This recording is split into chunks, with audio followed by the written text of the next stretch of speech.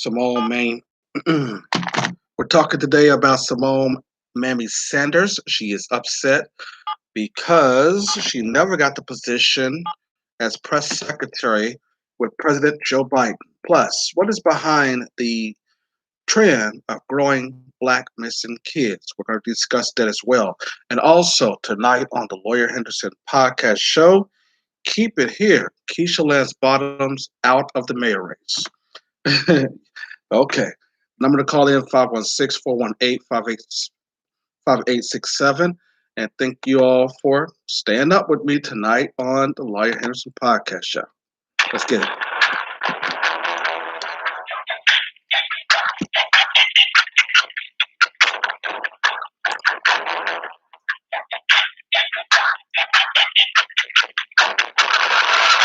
Thumbs up, thumbs up.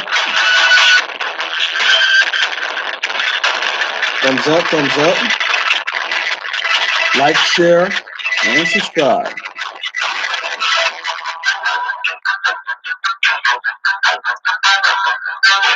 Like, share, subscribe.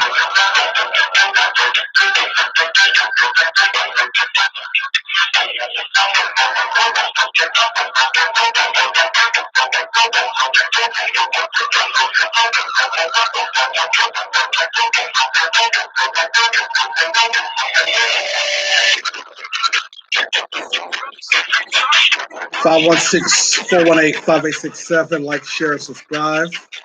The Lawyer Henderson podcast show. We are up here late. Glad for you all to join me tonight. Let me show you all something. We're going to get started on. Hold on, let's get this.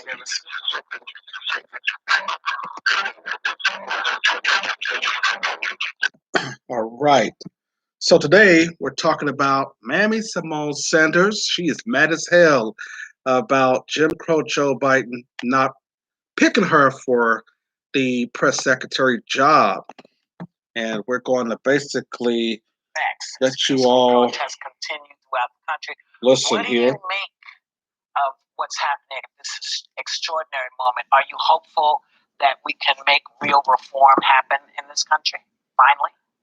Well, Whoopi, I am hopeful. Look, I think that the unrest that we are seeing across the country, echoing those last words, the last words of George Floyd, I can't read, are words that have echoed across not just the country, but the world. And it comes on top of the killing of Breonna Taylor, on top of the horrific lynching we saw of Ahmaud Arbery, and then on top of the just widespread economic devastation. More than 42 million people are unemployed right now. More than 100,000 people have died from the coronavirus pandemic. Many of those deaths many of those jobless are Black and brown people in this country. So none of this is happening in a vacuum. But I'm hopeful because, as Vice President Biden says, the wound, we actually have an opportunity to treat the wound this time. We cannot allow it to just scab over. And we're looking forward to doing that work and helping to treat the wound. All right. There you have it. And we'll be talking about Mammy Symone Sanders here in just a moment. But first, I want to cut to your attention about Keisha Lance Bottoms being out. The Atlanta mayor has announced that she is not going to be seeking re-election. Now, we know that at first, it was looking good that she was going to win, even if she ran for re-election here. But Maya King of the Politico and James Arkins, I'm going to credit them with this report. And I know I'm late because, of course, we said a little bit about it last week, but I didn't really go into it. And I want to do that a little bit now here today. So it says Keisha Lance Bottoms said Friday morning that she would not seek second term as Atlanta mayor, citing the tumultuous last 4 years. Tumultuous last 4 years.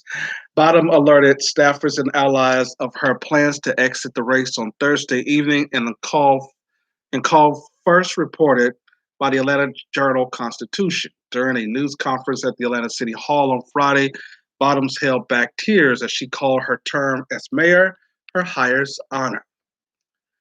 And in the same way that that it was very clear to me almost 5 years ago I should run for mayor of Atlanta. It is abundantly clear to me today that it's time to pass the baton or the baton to someone else, Bottoms said in her remarks to reporters. Now, Keisha Lance Bottoms really was not effective enough. And the reason why she was not effective enough is not because she was a woman.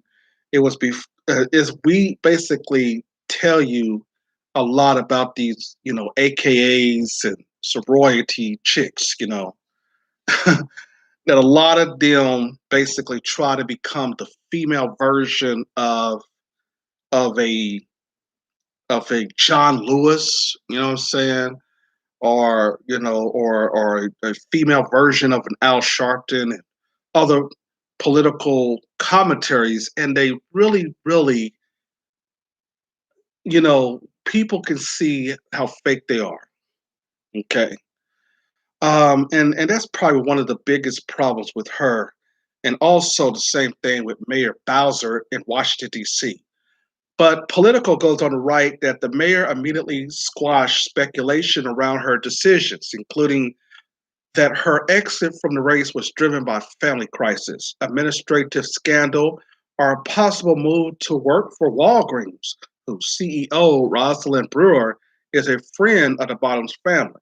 Bottoms did not rule out future political ambitions in her news conference, nor in a letter she wrote to the city of Atlanta that was posted online last Thursday evening, but she did not provide any specifics. Now, with her, she talks all about how her son, every time something happened, she has to call her son and stuff like that. Um, I don't think basically she was ready to lead the city of Atlanta. I think that people just propped her up and thought that she was going to be a good mayor, and she found out to be, you know, sassing like she was somebody's mom during the protests of George Floyd. I don't know. I mean, because see, these people were brought in. Kasim Reed the same way. He was brought in to destroy the financial system for Black people in the city of Atlanta, and that's what he really did. And I don't even know how or why the state was really after him because he really basically helped to destroy the cities, to destroy Black people's wealth in this city.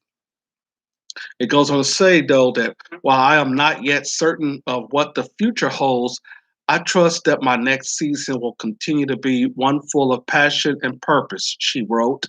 The state of Georgia has moved rapidly in Democrats' direction in recent years, capped it off by President Joe Biden carrying the state in November, now Senator John Ossoff and Raphael Warnock winning runoff election in January that won Democrats control of the Senate. But those narrow victories have limited the options for higher office in the state. Warnock is running for a full term next year, and Ossoff won't be on the ballot again until 2026. Stacey Abrams, the former State House Minority Leader and 2018 gubernatorial candidate, is widely expected to run for governor again in 2022. Okay, they're gonna have Stacey Abrams out there again. There is no obvious and state political reason to do this, said one Democrat with experience in Georgia politics who requested Anonymous to speak candidly. What else is there to run for? She could go to do something for Biden, no question, the Democrat added. But does that really put you in a better place? And why do that now? It is all just very odd. Was it going to not to be easier reelection in the world? Sure, but it's not an impossible reelection. Another Democratic consultant who also requested to be anonymous called Bottoms a star and said she could join the Biden administration or be an ambassador. Be there no office to run for the Georgia in Georgia right now, the consultant said.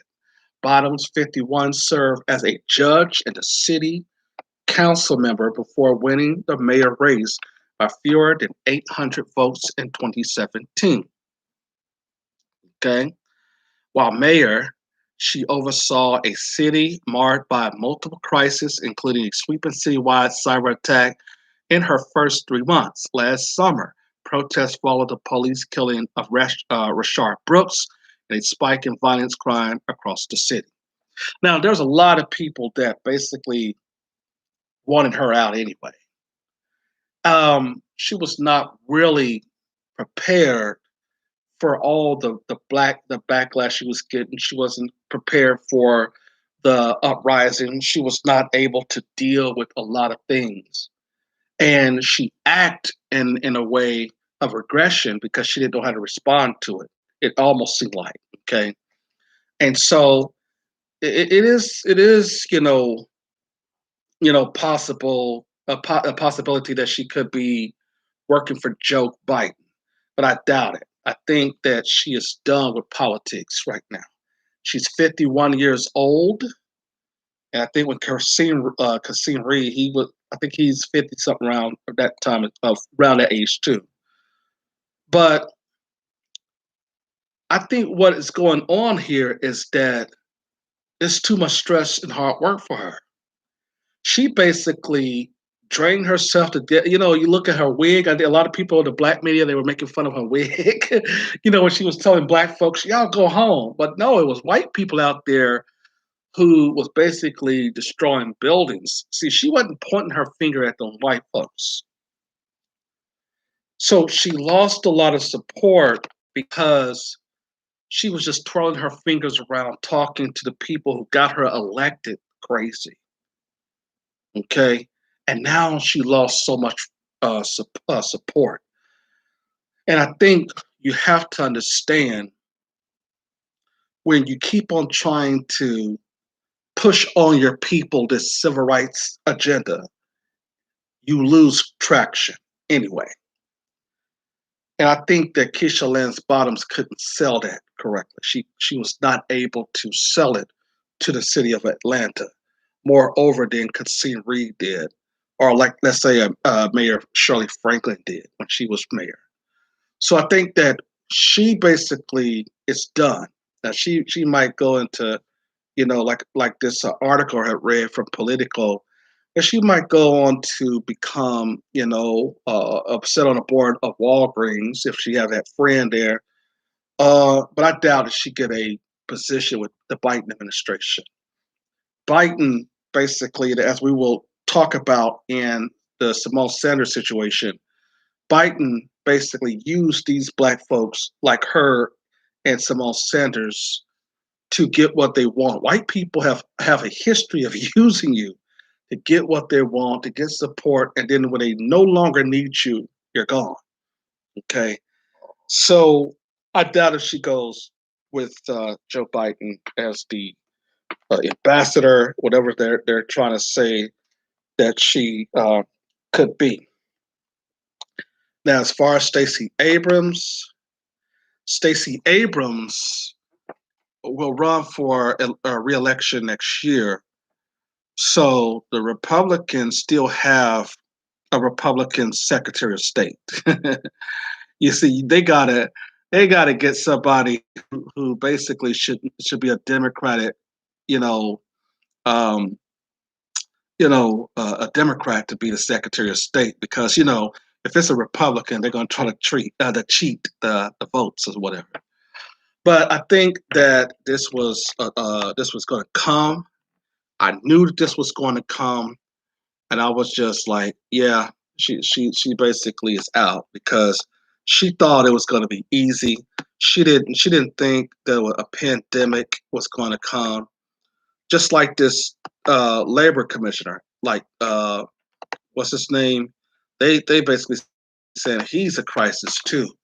Um, you know, this Mark Butler here. This man is a total disaster, and they're wanting him out too. So, so we already know that Governor Kemp stole the election. We know that, and so we know that they stole the election. So what we're going to try to do is we're going to see what happens. 2022, as it relates to politics, is going to be very interesting. It's going to be very interesting. Thumbs up, like, share, and subscribe. Because 2022 is going to show us if Georgia can maintain its blue wave, if you will. Okay. So yeah, good luck to her, but yeah, she was not really the type of leader that you expect to run a city. Just for sororities and fraternity, black folks are just not, they're just not leaders. I don't even know why. I don't even know why. They try to get those types of people to even run for office, because we've seen a lot of AKAs and Deltas and people in office, of course, but they were a little bit older. They were older back in the days. The ones that we're getting now is just propped up by other people, and that basically get them to have a big head, but they basically lack that charisma that they need.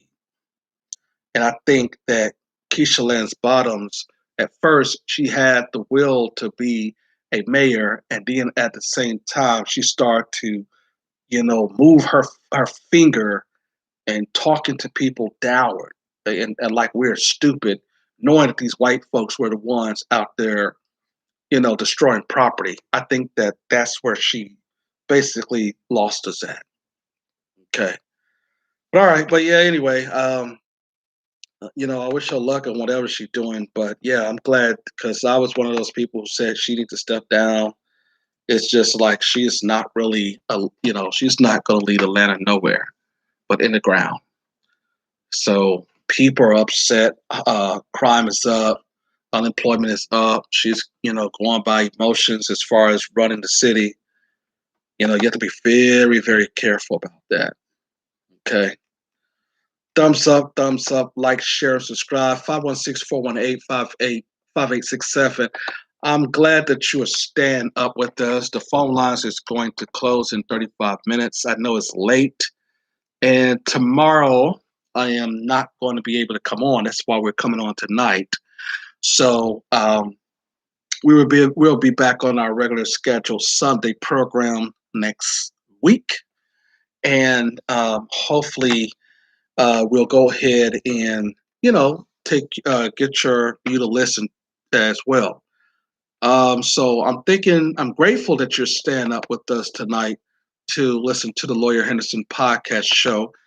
You can call in at 516-418-5867 if you're up, and if not, that's okay too. We're just going to just do our commentary like always. So let's get the next video up here. Thumbs up if you're watching. Like, share, subscribe. While I get the next video up here that I need to show you here. Thumbs up, family. Here we go.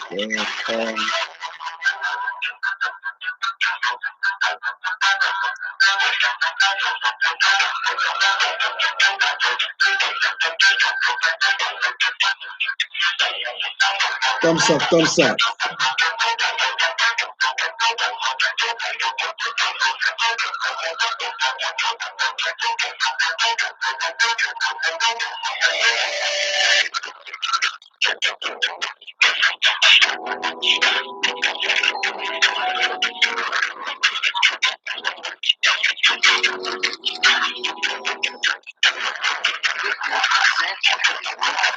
All right, so what we're going to be talking about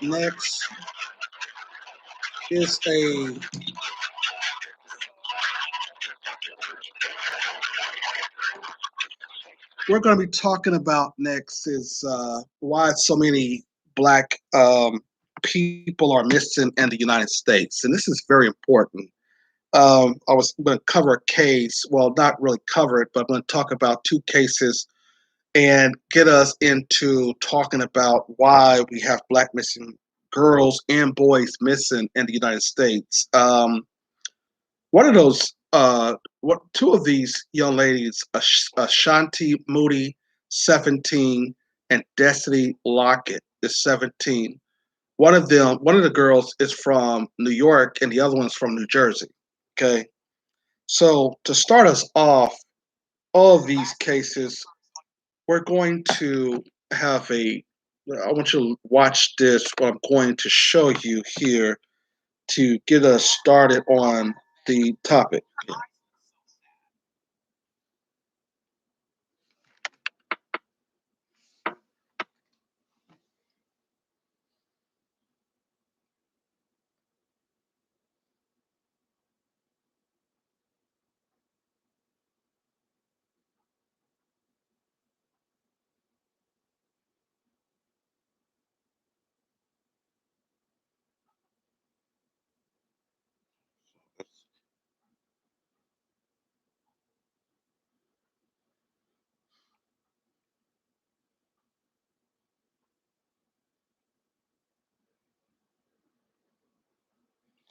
All right, so in those videos,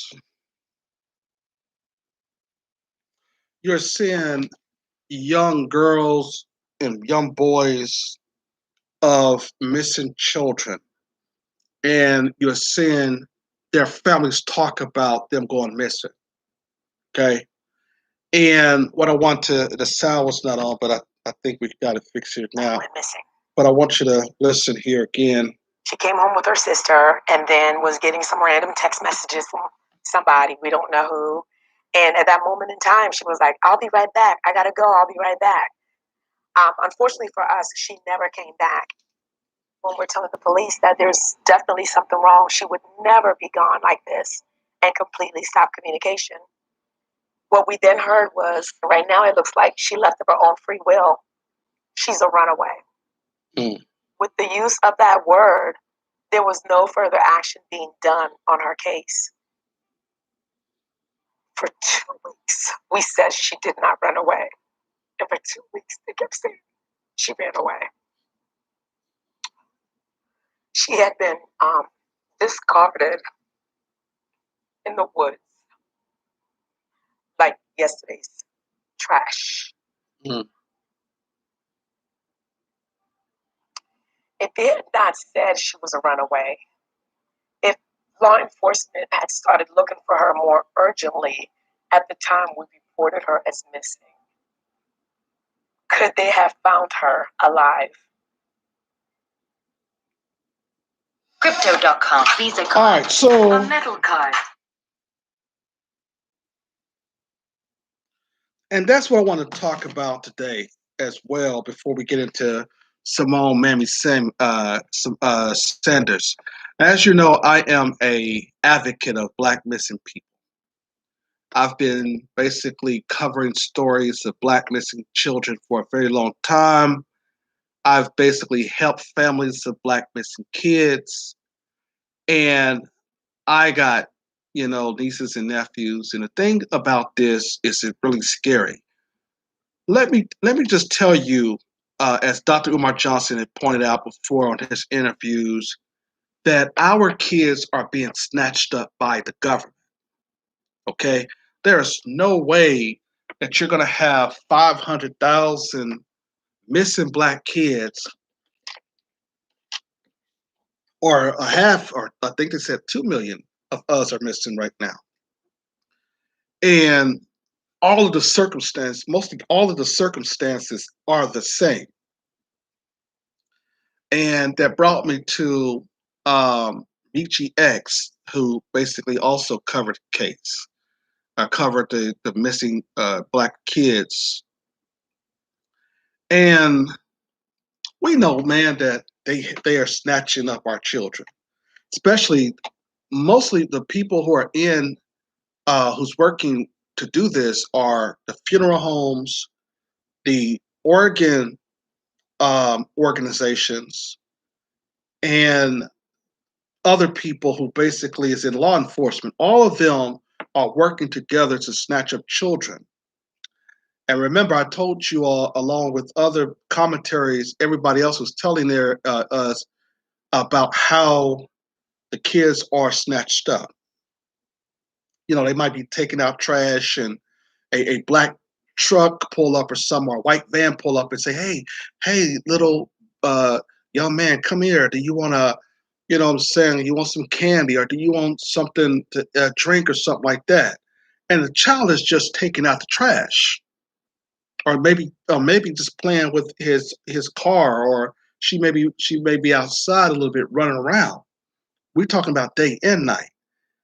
And they just basically snatch these kids up, and then what they'll do is they'll take a one of those things, the needles that you put in your arm, and they will sedate them so that they can fall out real easy. Or they'll give them some type of drink, like they did Kanika Jenkins. They gave her some liquid that was, she was already, had a lot of alcohol in her her system. So all they had to do was give her the type of medicine that was going to then have her whole, functionality of her head or her mind altered, so that you've seen her bumping into the wall and stuff like that. That's how they basically sedates the person who they're trying to kidnap.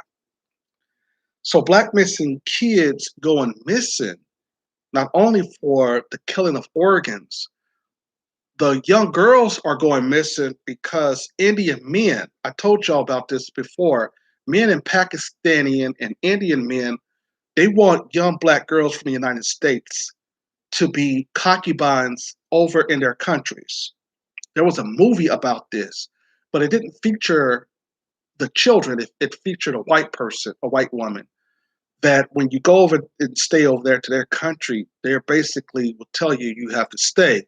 Like, for instance, if you are an American female and you marry an Arab man, and that Arab man wants to go back to his country, then you become his concubine. Not only, you know, when you marry him and go back, they're basically saying, no, you can't go back to the United States. You can't visit family. You can't do none of that. Okay. So some people get killed for their organs. Some people, specifically the young girls, are now concubines for, like I said, Saudi men, Saudi Arabia men, Indian men, Pakistan. A former FBI agent, he talked about that on a YouTube video that I can't find right now on YouTube no more. But it tells you how the United States are all in bed. The former police officers and even the state police, they're all in bed with the funeral director, the funeral director, the medical examiner, and they're also in the morgue, and all these people, they work together to then snatch up our children and then kill them for their organs, and or they basically gets them ready so that they can be shipped off to other nations, and they are basically sold not only in sex trafficking, but they are sold as being concubines for, like I said, men overseas. And they really like young girls. They like them around 14, 15. And so these two girls from New York and New Jersey that I've talked to you about, they had not too long ago, I think it was several years ago, where they had a bunch of young girls missing from the New York area, and this city councilman that got into it, have got involved in it, and they was like threatening the city councilman, like, dude, you better shut up, you better not talk about or try to blame light. So it was some type of light to it for a little bit, and then all of a sudden it's gone away. The press got to stop covering and stuff like that. But this is what happens in the United States. The police officers are always looking to make extra money. Okay, so what they do is they have these people in these white vans, or they might come in a black truck or something like that. And what they do is they snatch the kids up really. It doesn't matter, where they at. They'll be able to try to get your kids at any type of point if they know that it's going to get them some organs. So there was this article about this, and I really wanted to talk about this a little bit before I get into Mammy Symone SAnders. See, the FBI be playing games. This is the reason why we need to set up a Black Bureau of Investigation, because the FBI plays a game. They know that the people who they put on these walls and talk about missing person, this black child here, that Asian child here, that Hispanic child here, or whatever, they know that law enforcement are behind a lot of these missing kids.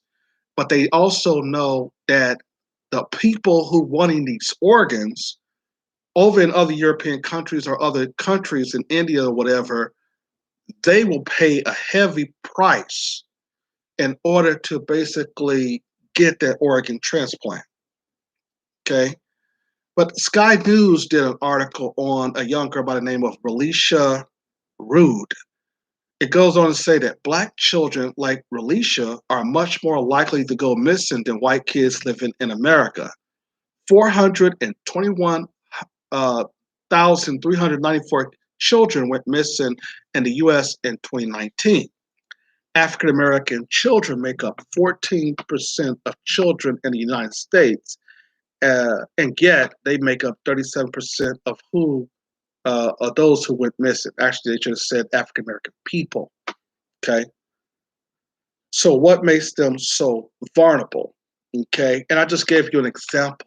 Like even those kids who are homeless and stuff, and they were saying that a lot of these kids have ran away. And what really it is that they know that, 9 times out of 10, that some sheriff's deputy or some police officer may have gotten these people, and then they try to make it appear as if it's just some random boyfriend or some girlfriend or something like that. And I'm not saying that those people don't do anything.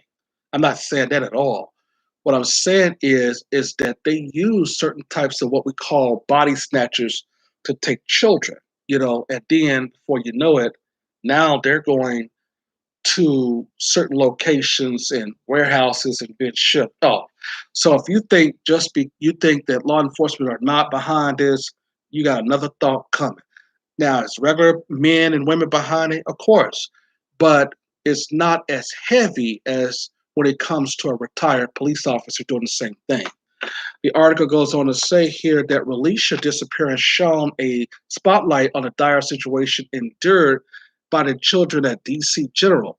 The shelter has since closed, but problems persist across the United States for millions of vulnerable children, and more than half American homeless families are Black. So this was a young girl who I guess was kidnapped at a shelter. Now, what the white media does is it when it figure out and knows that the person that's going missing is missing by an average person or like a family member, they're going to basically put those on the news radar specifically because they know that okay, law enforcement is not involved in this person.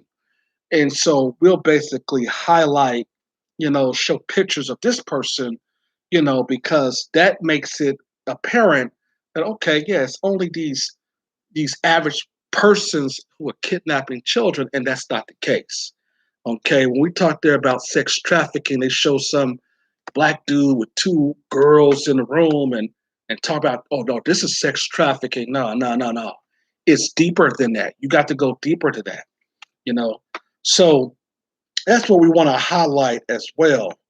Um, Now, it was this guy by the name of Mr. Long. He came out because I think somebody in his family was missing, and he put a spotlight on missing children. He talks there about, uh, how black people, of course, black children disproportionately goes missing. But I want to read an article here by Sky News to shed more light on black missing people. It says in the United States, proportionally twice as many black families are living in poverty than white families. Black household benefit beneath the poverty line, number 1 in 5. The comparative figure for white families is 1 in 10. Some of the poorest neighborhoods in Washington, D.C., where the majority of the residents are African American, people frequently go missing, says Henderson Long. These folks, they don't have any money. They don't have somebody to come and advise them on their case, to be a liaison between them and the police department. Mr. Long hunts for missing people. He works as a telephone engineer during the day, but whenever he sees an alert about a missing person, he hits the streets, handing out flyers and looking for leads. His efforts to help others is inspired by what happened to him. Mr. Long's aunt, Allen Logan, disappeared in 1999. For 20 years, no one knew what had happened to her. I got my first crash course to be out talking to dope dealers, prostitutes, drug addicts, residents, police officers, he said. In 2019, police matched DNA from Allen's relatives to a body that they discovered in 2000. Many of those Mr. Long searches for have run away from home and they turn up quickly. Some don't. He says that poverty and inequality in the black communities create the conditions that can lead children to flee troubled circumstances. You see the lack of what do you say? You see the lack of jobs, poor affordable house. You see the education that they get in these areas is far inferior. You see a lot of domestic violence. More than 90% of children who go missing in the U.S. run away from home. See, that's not true. Okay, and we have to basically defunct those types of messages. Okay, and the thing about this is that when law enforcement talk about the kids running from home, what it is they actually being abducted by their homes or by outside, like I said, when they go and take out the trash or coming from school and stuff. So this is disinformation that we have to really, really, pay attention to. It goes on to say, it talks about sex trafficking. In the United States, 1 in 6 children who run away are likely to become victims of sex trafficking. Tina Fraun was trafficked by her adult boyfriend when she was 14 years old. Some of the loosest statistics shows that 73% of trafficking survivors in the U.S. are people of color, says Tina. The run Tina runs an organization to help African American survivor of sex trafficking called Courtney's House. She thinks the media and the police are more likely to view white children as victims than black children as criminals. When I was 15, I told the police I had a pimp and I got arrested and charged for prostitution. That's what she said. Now, here's the thing. That has it has its weight within this particular subject matter, but it's not the entire story. See, you got to look at people like the National Center for Missing and Exploited Children who actually are retired police officers, and they look for a blood type of people who basically can identify with other blood types of people who are needing organs. And that's what people are not wanting to talk about. That's what your white media doesn't want to talk about, you see. So we got to look at this. But going back to um, girls like Ashanti Moody and Destiny Lockett, those types of girls, they sedate and they make sure that they're numb and they're passed out, and before you know it, they're shipped over to some native country or some country in general to be concubines. That's a whole different type of industry in an international sex trade that the United States try to pretend like it's not a part of, and it is. Well, at least its police officers are. Okay. Thumbs up, like, share, and subscribe. Like, share, and subscribe. So here's what we're gonna do now. We're going to now go into talk about Mammy Symone SAnders. and Let's play the music break here so I can get this keyed up here. Thumbs up, 516-418-5867. Let's go ahead and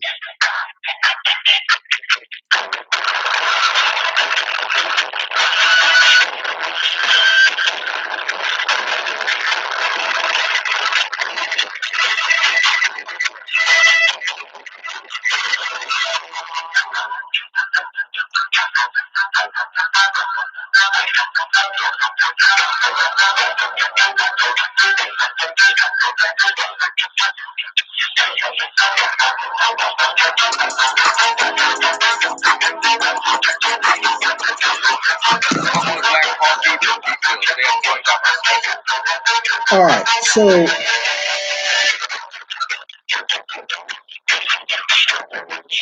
let's go ahead and start this off by saying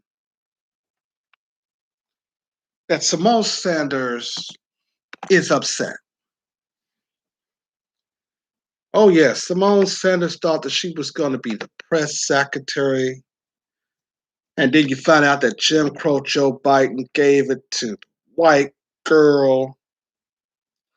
So Symone SAnders is mad. Symone SAnders is heated that Jim Crow Joe Biden, the man that she basically laid us in the bed with and said you should be voting for him if you ain't black. You understand? This is your bootleg butt dancing Negroes. These are the Negroes who are really mad because they did not get a job from White Daddy in the White House. And we got a lot of these Negroes out here auditioning for a job. She basically was upset that Jim Crow Joe Biden passed her up for this job. And we kept telling her in the black media that this man don't like you. Him and Bernie Sanders was only using you to try to bring the black community in to vote and support him. You see, but we don't have, see, you don't have no weight in the black community, Symone SAnders. This is Symone SAnders on Black Coffee with Lamont, you big dummy Hill. Just a little bit, going back to South Carolina this weekend. Was in Miami last week. Chicago with Rainbow Push Coalition Friday. So we're just all over. So a lot of people know that you are a senior advisor, but people say, what exactly does a senior advisor do? Well, it depends on what day it is. But I'm one of, I think the vice president, we have 3 senior advisors. I'm officially for the campaign. And my portfolio is really, I support the political team and I support the communications team. And I also work on our debate prep team. And so I chase delegates, I chase endorsements. I help write talking points. I help work on our comm strategy. I'm sure I know people have seen me on television because they're in my mentions, giving me all their opinions and all under my Instagram page. And so I also serve as a spokesperson. So it's kind of a hodgepodge of different things. So any given day, I could be in the office on calls all day, or I could be out there traveling with the vice president. Or I could be doing stuff like coming here talking to you. Okay. So that was, I want to say, 8 months before she was actually, before Jim Crow Joe Biden got elected. All right. Man, after that election, she is now crying that she did not get the press secretary position after her experience as his senior advisor. Get that? She was out there pulling for the prince of mass incarceration, Jim Crow Joe Biden. And now she basically is upset. And this is a type of, honestly, I'm trying to figure out, why do black women are fiancés for a very long time. See, Symone Sanders is a fiance. Some black dude decided he's going to marry her, but she's been a fiance. And you ask black women, why do y'all keep on allowing these men to just be fiancés to y'all for years? When is the wedding? You got to ask that question to a lot of our sisters here. But anyway, I don't want to get off the subject. Symone Sanders hurt. She wasn't selected for Biden press secretary. May 11th, 2021. This is Nye McGee. I'm going to give Nye McGee the credit here from Yahoo News. Goes on to say that she was definitely hopeful that she will have the opportunity, her fiance said. Symone Sanders, a senior advisor to Vice President Kamala Harris, frequently defended President Joe Biden against criticism during his 2020 presidential campaign. So she was understatedly hurt after being passed over for the White House press secretary job. Civil rights attorney Bacardi Sellers addressed the diss in a new Washington Post feature on Sanders and her fiance, DC Director of Culture and Nightlife, Sean Townsend. Sellers is a mutual friend of the couple, and he explained to the publication that Sanders was stung after Biden chose former Obama Communications Director Jen Psaki for the press secretary job. She was definitely hopeful that she would have the opportunity, Townsend told the Post. Sellers said that Sanders spent a lot of capital as the senior advisor to Biden 2020 campaign, and she seemed to be the go-to mouthpiece. Oh, yeah, she had a big-ass mouth. Yeah, I agree with that.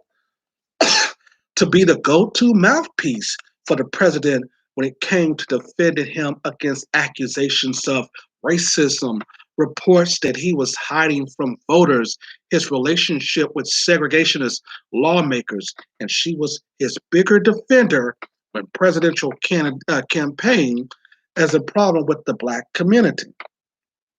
Most notably, when Biden appeared on the Breakfast Club last May and said black voters consider Donald Trump ain't black, Sanders took to Twitter to make it clear that the comments were made in jest. Vice President Biden spent his career fighting alongside and for the African American community, she tweeted.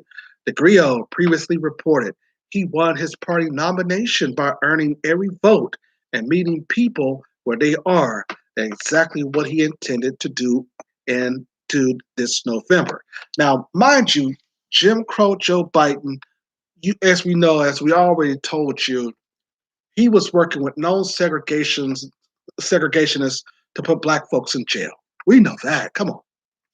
But you had people like these bootlegs like Mammy Sanders. You had Roly Poly Martin. You had Bacardi Sellers. You had all of these black folks trying to basically audition for a job at the White House that they didn't really get the one that they like. And Jim Crow Joe Biden basically was not working with the African American community. He was basically working with known segregationist lawmakers to make sure that black folks go to jail. You know, everywhere you seen Jim Crow Joe Biden, he was making sure, as we said on this podcast for so many times, he was making sure that black folks go to prison. You know, every piece of legislation that came about trying to put black folks in jail, here come the mass incarceration king. And this is what this bastard has been known for. Don't give me that he's a champion of this law and working with black folks. I mean, look how he talked to the civil rights people that met with him, had to call him out, and he said, "You all need to start working with the Hispanics." But the article from Yahoo News goes on to say here that she continued. The comments made an end to the Breakfast Club interview were in jest. But let's be clear about what the vice president was saying. He was making the distinction that he would put his record with the African American community up against Trump's any day, period. Now, what record would that be, Jim Crow? Joe Biden, the record of putting so many black men in prison more than Trump did, or Jim Crow Joe Biden, maybe we can talk about all of the legislation that you passed that has hurt black people more than Trump had been hurting black folks. And Trump didn't even have policies that really affect black folks. So here you have Jim Crow Joe Biden, as you see, promising black folks something and saying that, yeah, I'm grateful that the black community helped me. But then for his first 100 days, everybody else is getting something besides black folks. Oh, is that the Jim Crow Joe Biden you're talking about, Symone Mammy Sanders? The article goes on to write that these moments were not few and far between. Sellers explain of the work Sanders produced on behalf of the Biden campaign. They would send Symone out to take those bullets and then to be passed over. That hurt. Sanders, a former CNN contributor, briefly served as Senator Bernie Sanders' press secretary during his 2016 presidential campaign before she bailed on him in favor of Biden. She already knew that Bernie was not going to win, so she went to Jim Crow Biden. She went from one white daddy to another one. As the Post reported, Sanders picked the winner, but the winner didn't pick her back, okay? According to the article, Sanders made it known privately in her book that she hoped to be the first black woman to hold a job as press secretary. Symone Sanders on how black voters can combat voter suppression. But it says Psaki, meanwhile, recently announced that she plans to step down from her press secretary position next year. And then Symone Mammy Sanders tweeted that Vice President Biden spent his career fighting alongside for the African American community, and he won his party nomination by earning every vote and meeting people where they are, and that's exactly what he intended to do in November. Now, that's what she said back in May 22nd, 2020. Oh, she's saying a different tune now, that even despite the fact that this Psaki woman is leaving next year, she still knows that she's not going to get the position. So she's calmly saying, oh, well, I don't want it now, and I feel comfortable where I am. And, somebody pulled her to the side and said, look here, you are not going to get that position. You're going to stay in your place like a Negro should stay in her place, and you're going to deal with what position we gave you.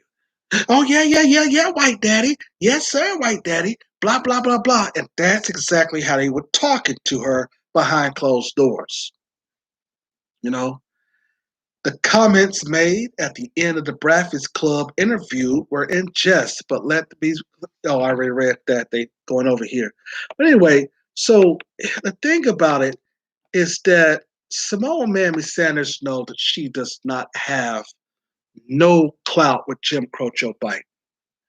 He looked at it and they had this finesse as if the black community was supporting Jim Crow Joe Biden, and we really wasn't, to be frank. The article goes on to wrap up to say that I think it's going to be time for somebody else to have this job. Here she go. In a year from now, or about a year from now, she told David Axelrod on his CNN podcast, The X Files. Speaking to the Post, Sanders responded to Psaki's statement by noting that she was happy where I am with what I'm doing. Added, and it keeps me very, very busy. But see, what she was doing was the same damn thing that she was doing beforehand. She, as a campaign manager or what have you, or advisor, that now she's doing for the vice president. You understand? It goes on to wrap up that Townsend said Sanders was in tears when she received a call from Vice President Harris to join her team at the White House. Okay? She was crying in tears. She was so much celebrating. You see, this finesse that they got on, they know that a lot of people did not vote for Joe Biden. Black people don't support him. White people don't really support him. That's the reason why he was the first president in years to have a full army, military present at his uh, inauguration. That's letting you know, nigga, you basically, this fool was not really chosen to be a president. You see, this finesse that he pulled off. Now, of course, he had the usuals out there. He had Obama. Obama would always supported him, and he had like a few people there, but there was not really enough folks at his inauguration to say that they were looking like did this fool really win? Okay, so they try to blame everything on COVID and all this old stuff, but they knew that Jim Crow Joe Biden was not a popular president whatsoever. He's not a popular president among black folks. He's not a popular president among white people. That's the reason why he has to pick certain types of states to go and visit. He's all in his wife's classrooms, you know what I'm saying, talking to the students, and they're not paying his ass no attention. This is how you know this man stole the election. He was selected by the big powers behind closed doors, and basically they needed him in there so they can push the COVID more faster because they were saying that Trump was not doing it enough. They were saying that Trump was questioning the science community, and Trump was questioning Dr. Fauci, and Trump was asking, well, why is everybody not getting this vaccine? No, but there were certain types of vaccines that you were taking that they didn't want white people to take, like the Johnson & Johnson vaccine. That was really supposed to be for black folks. And the Pfizer vaccine, white people can take it because it's safe. But at the same time, there was also some problems with certain types of folks who were taking the Pfizer vaccine and the other one as well. So you have Jim Crow Joe Biden, his number one mammy cheerleader, Symone SAnders, upset that she did not get a job. So they had to basically put her down there somewhere in the basement and helping Kamala Harris. Kamala Harris got her going down there and doing a lot of, I guess, clerical work. So Kamala Harris got her down there in the basement, I guess probably cleaning up the outside the cabinets and stuff. She's doing something though, but as long as she got a job, she can pay for that high expensive apartment that she's staying there in Washington D.C. You see, look at what you get just selling your people out.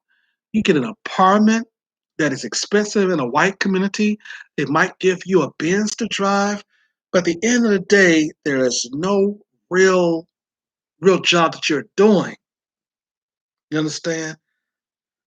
It's nothing that you're doing that basically excites you. And then you have a man who's basically calling you somewhat of a fiance. And damn, how long have you been a fiance here? This is what we're talking about. And so we have to basically look at what Mammy Symone SAnders and why she wanted to help with Joe Biden's finesse and to lie to say that black people supported this man. We do not support this man at all. It was only a few Biden supporters. You had the older black generation. Yeah. See, I supported Joe Biden. Yeah, come on now. I was glad that he put y'all niggas in jail too. You see what I'm saying? The older generation, a lot of them, not all, but a lot of them has fed their children to the wolves. This is the reason why they're not getting respected by your kids. You see, the younger generation understand what's going on. They understand these older black folks will sell you out for a bucket of chitlins and a piece of bubble gum.